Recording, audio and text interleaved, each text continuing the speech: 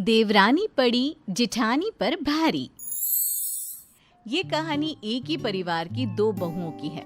पहली है चंचल जो बहुत ही सुंदर है और दूसरी है मीनाक्षी जो बहुत ही आज्ञाकारी और संस्कारी बहू है। अरे बहू, सब तैयारी हो गई ना मंदिर की? कुछ छूटता तो नहीं? नहीं माँ जी, मैंने सब देख लिया है। एक बार आप भी देख लीजिए ना। मैं तो तैयार हो गई माँ जी, चलिए अब मंदिर के लिए निकलते हैं। अरे अभी मीनाक्षी को तो तैयार हो जाने दो। सामान रखने के चक्कर में बेचारी तैयार होना ही भूल गई। जा बहू, तू भी तैयार होकर आजा, फिर निकलते हैं। ठीक है मम्मी जी। जिठानी जी, आप ये सामान एक बार देख लीजिए ना। अरे तुमने देख लिया है ना, फिर देखने की क्या जरूरत है? अरे बहू, तू सामान की चिंता छोड़, उसे मैं देख लूंगी। जा जल्दी से तैयार हो जा, इसे कहने का कोई फायदा नहीं।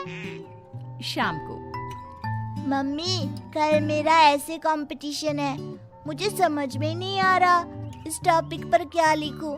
कुछ बताओ ना मम्मी। अरे खुद से कुछ लिख लेना, मुझे परेशान मत कर। देख नहीं रहा मुझे कितना काम है। मम्मी, आप फोन ही तो चला रही हो, प्लीज कुछ बता दो ना। इधर आजा, मैं बता देती हूँ। मम्मी कुछ काम कर रही है ना।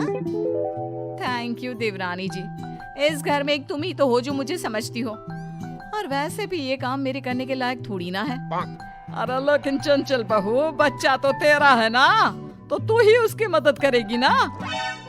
कोई बात नहीं ना माँ जी, दीदी कोई काम कर रही है। अरे ये कोई काम नहीं कर रही, बस काम से बचने का बहाना ढूंढती रहती है। अपने मेकअप का सामान देख रही होगी पक्का। पूरे दिन सजने संवरने के अलावा करती ही क्या है? माँ जी, आप सबको तो यही लगता है कि करती ही क्या है, लेकिन अपने आप को मेंटेन करना किसी काम से कम है क्या? और वैसे भी मैं देवरानी जैसी थोड़ी ना हूँ जिसको कोई पूछता ही ना हो। लोग तो मुझे देखते ही मुझसे पूछने लगते हैं और बात करने लगते हैं। आप नहीं जानती, बाहर मेरी भी कोई इमेज है। हाँ, मुझे तो समझ में ही नहीं आता। तू ही तो जानती है सारी दुनियादारी, हम तो बेवकूफ है ना। अगले दिन ये सारा सामान कैसे बिखरा पड़ा है? तुम इतने सुबह सुबह कहाँ जा रही हो? मैंने एक कमेटी ज्वाइन की है, उसकी ही मीटिंग के लिए जा रही हूँ। वो भी बिना नहाए? अरे कम से कम नहा तो लेती। अरे इतना टाइम नहीं है मेरे पास, और वैसे भी मेरा चेहरा देखकर कोई नहीं बता सकता कि मैं नहाकर नहीं आई हूँ। और ये परफ्यूम है ना, इसे लगाने से मेरे से केवल खुशबू ही खुशबू आएगी। फिर भी बिना नहाए कितना गंदा लगता है। अरे इतना ही है तो कुछ मीनाक्षी से सीखो, वो नहा धोकर तैयार होकर किचन में तुम्हारे लिए नाश्ता बना रही है। देखो मेरे पास ना तुम्हारी ये बातें सुनने का वक्त नहीं है, लेट हो रहा है मुझे, चलती हूँ मैं। और वैसे भी उसका पति क्या कमाता है सब जानते हैं, वो काम नहीं करेगी तो क्या राज करेगी? जिठानी नाश्ता करके चली जाती है। छोटे के लिए ऐसा मत बोलो, जितना कमाता है परिवार के लिए काफी है। और वैसे भी मैं जो कमाता हूँ तुम तो उड़ा ही देती हो। कैसे सारा सामान बिखेर कर चली गई, क्या होगा इसका? ओह, थोड़ी देर में मुझे ऑफिस के लिए निकलना है। लीजिए भैया आपकी चाय, और आप सामान की चिंता मत कीजिए, बाद में मैं ठीक कर लूंगी। आप ऑफिस के लिए तैयार हो जाइए। थैंक यू मीनाक्षी, अगर तुम नहीं होती तो पता नहीं क्या होता। और प्लीज इन बेडशीट्स को चेंज भी कर देना। मैंने चंचल को कितनी बार कहा है, लेकिन उसने अभी तक नहीं किया। प्लीज तुम कर दोगी? अरे भैया आप चिंता मत कीजिए, मैं सब कर दूंगी। ऐसे ही जेठानी अपने हर काम से भागती और देवरानी अपने काम के साथ साथ जेठानी का काम भी पूरा करती। और जेठानी बस अपना सारा वक्त घूमने फिरने और अपने आप पर लगाती। लेकिन एक दिन अब क्या करे, ये तो बड़ी परेशानी हो गई। हे भगवान, अब तो तेरा ही सहारा है। क्यों माँ जी, ऐसा क्या हो गया? आप इतनी परेशान कभी नहीं दिखी, सब ठीक है ना?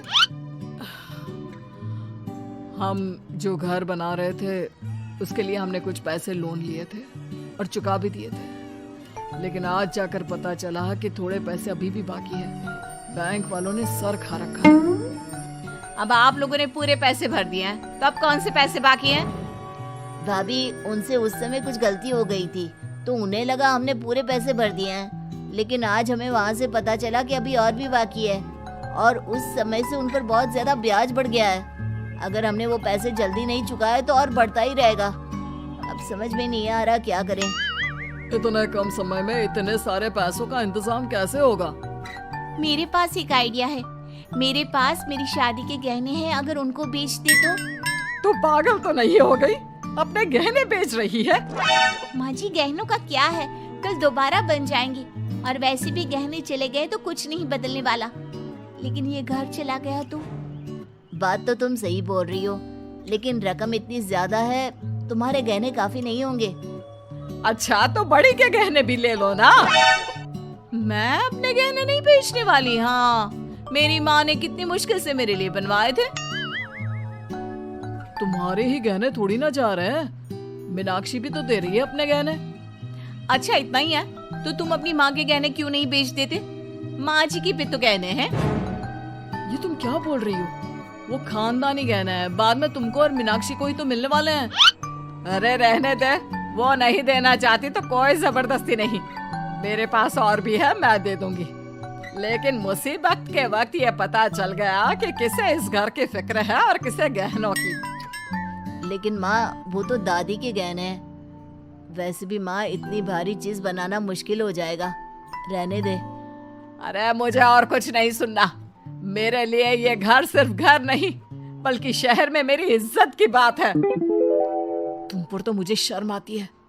वैसे तो बड़ी बनती फिरती हो, लेकिन ऐसे बुरे समय में साथ देने की बजाय भाग गई। अरे अब इसमें मेरी क्या गलती है? वैसे अगर गहने नहीं पहनूंगी ना तो बाहर मुझे कोई पहचानेगा भी नहीं। हाँ भैया, सही बोल रही है जेठानी जी। वैसे तो आप अपनी सुंदरता की इतने झंडे गाड़ती रहती हो, लेकिन ऐसी सुंदरता का क्या फायदा जब आपका मन ही मैला हो। आप ये दिखावा करना छोड़ दीजिए कि आपको इस घर की चिंता है। अगर होती तो आज यूं इस तरह भागती नहीं, परिवार की मदद करती। तू बहू अपनी सुंदरता में इतनी खो गई है कि तुझे असल जिंदगी और दिखावटी जिंदगी में फर्क नहीं पता। तू बस दिखाती है, लेकिन मीनाक्षी कुछ बोलती नहीं, दिखाती नहीं, बस करती है। माँ आप सही कह रही हैं, मुझे माफ कर दीजिए, मैं झूठे दिखावे में पागल हुई जा रही थी। ये कहकर देवरानी जिठानी दोनों अपने गहने रखकर ससुराल वालों की मदद करती है।